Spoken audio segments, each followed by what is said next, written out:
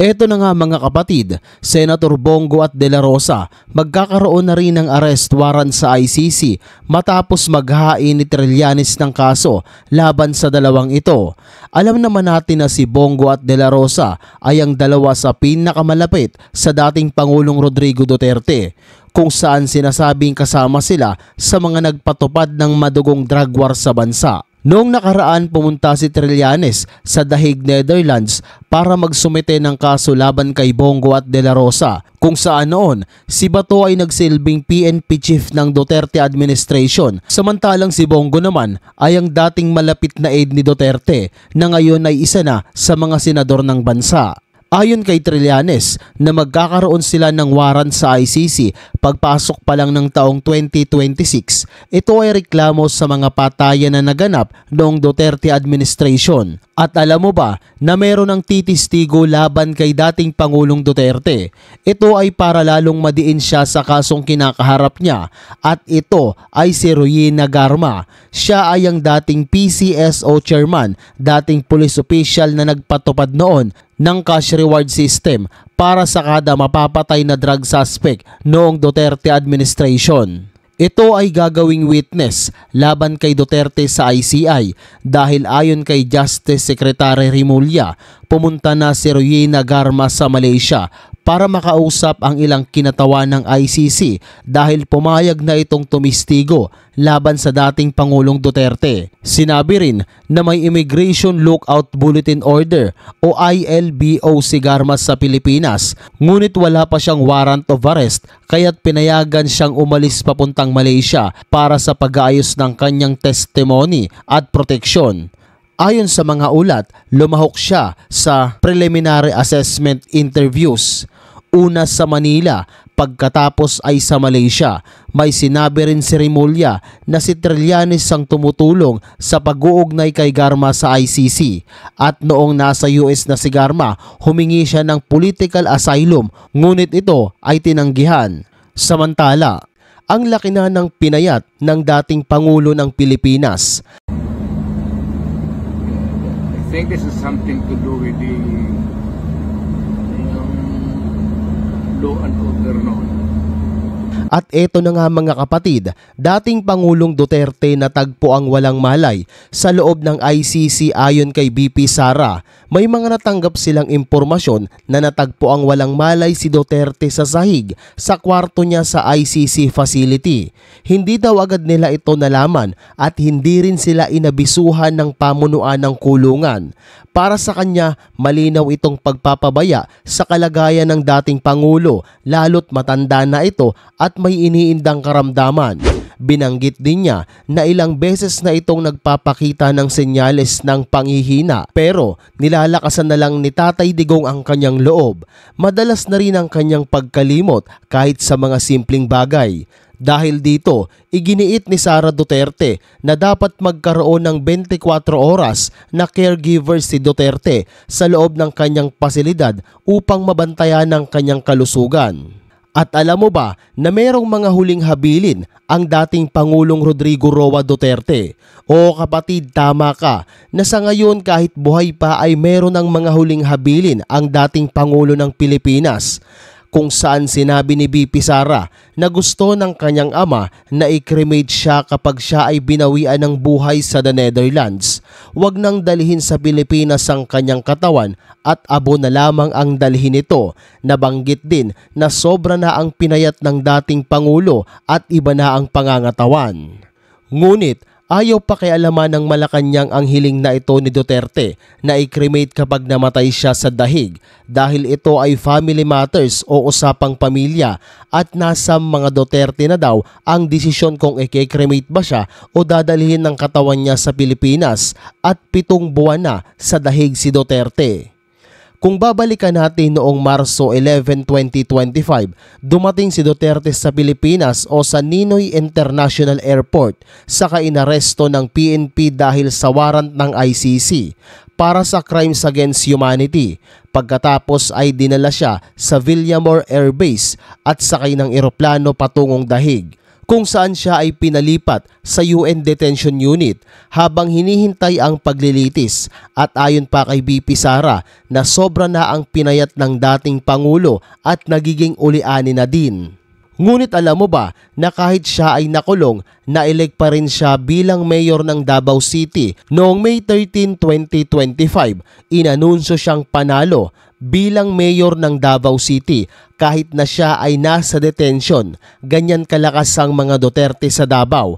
Ngunit dahil hindi niya magampanan ang tungkulin bilang mayor, ang anak niyang si Sebastian Baste Duterte na lang ang nagsilbing acting mayor mula pa noong June 30, 2025.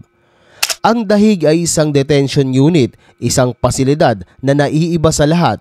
Hindi ito tulad ng mga kulungan na makikita natin sa mga balita na nagsisiksikan ang mga preso. Ito ay isang magarang kulungan kung saan ang pasilidad ay tinaguri ang most humane penitentiary. Kumpleto sa gym, library, cable TV at maalinsangang selda. Ito ay tinatawag na Hague Hilton, ibang-iba sa mga karaniwang kulungan na nakikita natin. Pero kapatid, ang masakit lang, kahit maganda ang kulungan, preso pa rin ang turing sa kanila sa loob nito. Mula March 2025 hanggang ngayong October 2, 2025, nananatili siya sa The Hague, Netherlands bilang detainee ng ICC. Walang ulat na bumalik siya sa Pilipinas at nananatili sa international custody habang hinihintay ang paglilitis at arraignment.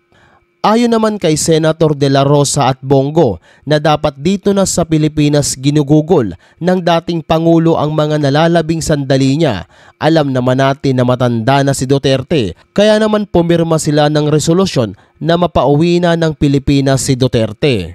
Habang si Robin Padilla naman ay naghain ng resolusyon para mapauwi si Duterte pabalik sa Pilipinas. Ngunit hindi ito tinanggap ng Senado kaya hindi natuloy ang pagboto para sa kanyang repatriation. Sa halip, isang hiwalay na resolusyon ang tinalakay at pinagtibay ng Senado. Ang resolusyon na ito ay humihiling sa ICC na payagan si dating Pangulong Duterte na manatili sa ilalim ng house arrest habang inaasikaso ang kanyang kaso. Sa naging botohan, 15 na senador ang bumoto pabor, 3 ang tumutol at 2 ang nag-abstain o hindi nagpahayag ng malinaw na boto. Siyempre, may mga magtatanong dyan kung sino ang tumutol sa botohan na naganap. Ang 3 ito ay sina Risa Hontiveros, Kiko Pangilinan at Bam Aquino. Tutol sila sa panukalang ito. Alam mo ba kapatid na Pilipinas lamang ang bukod tanging pinagkalulo ang presidente o dating presidente? Alam mo ba na si Omar al-Bashir ng Sudan ay merong ding warrant arrest mula sa ICC pero hindi nila ito pinagkalulo bagkus sariling bansa na lang nila ang nagkulong sa kanya at ngayon hindi pa din ito ipinapadala sa dahig. May warrant ito para sa crimes at crimes against humanity kaugnay ng conflict sa Darfur. Si Benjamin Netanyahu o kapatid, si Benjamin Netanyahu na presidente ng Israel, meron din yan warrant arrest sa ICC pero hindi pinagkalulo ng sariling bansa at kahit ganon patuloy pa rin siyang nanunungkulan sa sariling bansa. May warrant para sa alleged paggamit ng starvation bilang paraan ng digmaan at pagtarget sa mga sibilyan sa Gaza conflict. Pero kahit ganyan kalala ang sinasabing kaso niya sa ICI, walang nagawa ito. At ultimo si Vladimir Putin na presidente ng Russia ay merong din warrant sa ICC pero hindi pinagkalulo ng bansa. May arrest warrant ito ng ICC o International Criminal Court para sa unlawful deportation and transfer ng mga batang Ukrainian mula sa mga okupadong lugar ng Ukraine patungong Russia. Grabe yun. At si Duterte na pinagkalulo dahil sa crimes against humanity, dahil sa war on drugs at iba pang human rights violation. At sa ngayon, nandun na siya sa dahig. At alam mo ba na wala naman talagang magagawa ang ICC kung tinanggihan nito ang warrant para kay Duterte. Kung tatanggihan ng Pilipinas ang warrant para kay Duterte, walang direktang kapangyarihan ang ICC na magpatupad ng aresto. Ang tanging paraan para mapilit ang warrant ay kooperasyon ng bansa. Kung hindi kikilos ang gobyerno, mananatili itong papilang na utos at ang pwede lang gawin ng ICC ay magbigay ng diplomatic pressure, patawan ng restriction at umasa na sa hinaharap ay may gobyerno o bansang handang sumunod para ipatupad ang warrant. Walang kakayahan ang ICC na manghuli dahil wala naman itong mga pulis, wala ring mga sundalo at walang informant arm. Umaasa lang sila sa mga miyembro ng Rome Statute at sa mga bansa para ipatupad ang arrest warrant. Kaya kung ayaw ng isang bansa na sumunod, hindi pwedeng pilitin ito ng ICC. Ang magagawa lang nila ay maglabas ng warrant. Umasa na may bansang uhuli at dadalhin sa kanila at magbigay ng diplomatic pressure o maghintay ng pagbabago sa gobyerno. Ang nangyari kasi kay Duterte, sabihin na nating parang sapilitan ito, kaya naman nakulong ito ngayon sa ICC. At ngayon, ayon na din kay BP Sara na mahina na ito dahil sa katandaan. May mga nagsasabi din na deserve niya ito dahil sa naganap na war on drugs, mga patayan. Pero meron din naman mga nagsasabi na hindi niya ito deserve niyang makauwi ng Pilipinas at i-house arrest na lang. Kayo kapatid, ano ang palagay nyo? Comment nyo naman dyan sa ibaba ng videong ito.